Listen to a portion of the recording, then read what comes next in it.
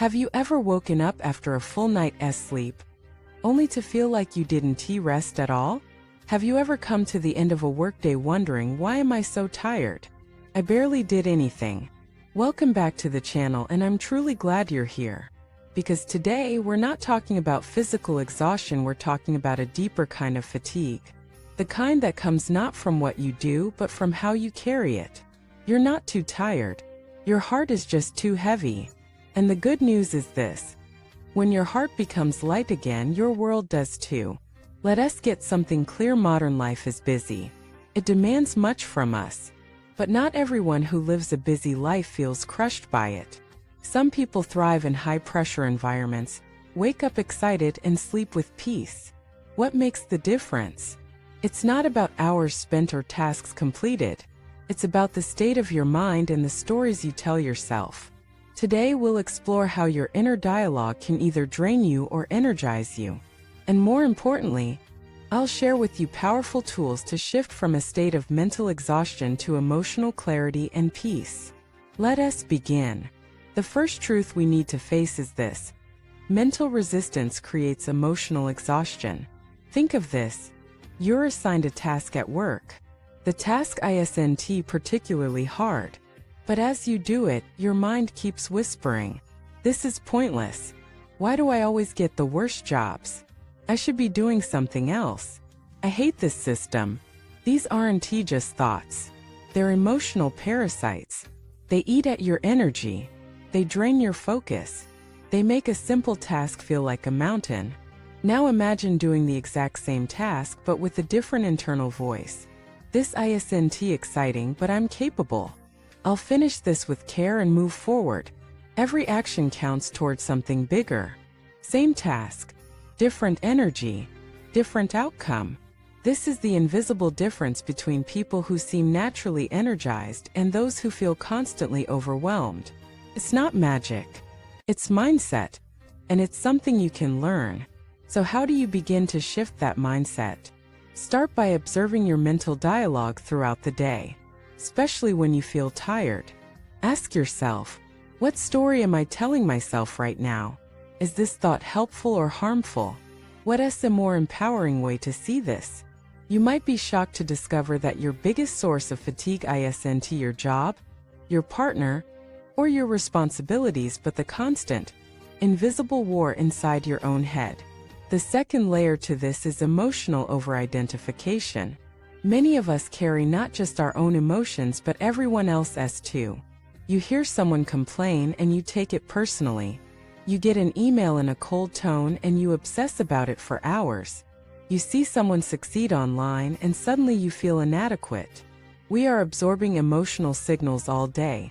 And unless you have clear boundaries, you will collapse under the weight of other people's noise. You are allowed to care, but you are not required to carry. Start practicing emotional detachment with compassion. That means you listen but don't absorb. You empathize but don't personalize. You show up for others without abandoning yourself. One simple mantra that helps: not mine to carry. Repeat it as often as needed, because your peace is too precious to trade for unnecessary burdens. The third invisible energy leak is living in the past or future. A huge source of exhaustion is not what you're doing now, it's the mental time travel you're doing all the time. Replaying old conversations, rehearsing imaginary arguments, worrying about what might happen, regretting what already happened. Your body is in the present, but your mind is scattered across timelines. That creates mental fragmentation and emotional burnout. One of the most powerful practices I've ever learned is this: bring your attention back to what's real right now. Try this exercise. Notice 5 things you can see. Notice 4 things you can hear. Notice 3 things you can touch. Notice 2 things you can smell. Notice 1 thing you can taste. This grounds your nervous system. It resets your attention. It brings you home to the only moment that truly exists. And in that moment, most problems shrink. Most anxieties fade. Most peace returns. The fourth source of chronic exhaustion is emotional self-judgment. You may not realize it, but one of the most draining things you do is constantly evaluate your own feelings. Why am I still upset about this? I shouldn't feel this way. Other people have it worse. I should be grateful. I should be stronger. This voice isn't helping you. It's wounding you. You're not tired from feeling. You're tired from fighting your feelings. Healing begins the moment you allow yourself to feel without judgment. It's okay to be sad. It's okay to be angry. It's okay to feel empty. It's okay to feel lost. You are human. These are not signs of weakness, they are signs of aliveness. Instead of judging the feeling, try welcoming it. Say, I see you. You're allowed here. Let us breathe together. You'll be surprised how much energy returns when you stop resisting your inner world. The fifth transformation is learning the art of emotional completion. Most people don't finish their feelings. They pause them, repress them, bury them. You had a heartbreak, you moved on but never grieved. You were betrayed, you forgave but never released the pain. You failed, you rebounded but never processed the shame. Unprocessed emotions don't disappear. They wait. And they weigh. And over time they build into an invisible heaviness you can't explain. That's why certain conversations drain you even years later. Why certain memories still sting. Why you feel blocked without knowing why. Emotional energy must complete its cycle. And you complete it by feeling it fully, naming it honestly, expressing it safely, and then letting it move. Cry if you need to. Scream into a pillow. Write an unsent letter.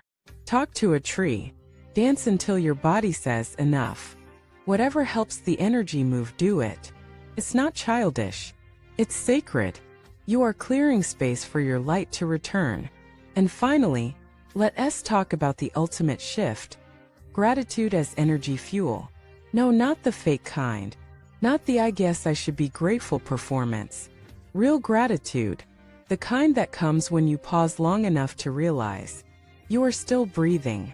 You have access to learning. You have survived everything that tried to break you. You have grown even when it hurt. You are still showing up. That is not nothing. That is everything. One of my daily practices is writing down 3 moments of real gratitude every night. Not grand things. Small ones. The sun felt warm on my face. I finished the thing I was avoiding. Someone smiled at me in the store. Those moments accumulate. They remind you, life isn't just a series of burdens. It's also a stream of blessings. You just have to notice them again. So now I invite you to ask yourself, where am I resisting life instead of flowing with it?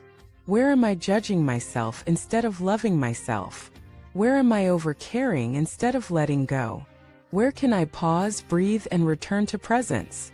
You're not broken. You're not lazy. You're not behind. You're just carrying too much in the wrong way. And the beauty is you can put it down. Right now. Right here. Thank you for watching this video. If it helped you feel seen, heard, or a little bit lighter, please like, subscribe, and tell us in the comments. What are you putting down today? Let us support one another in lightening the load. One heart at a time.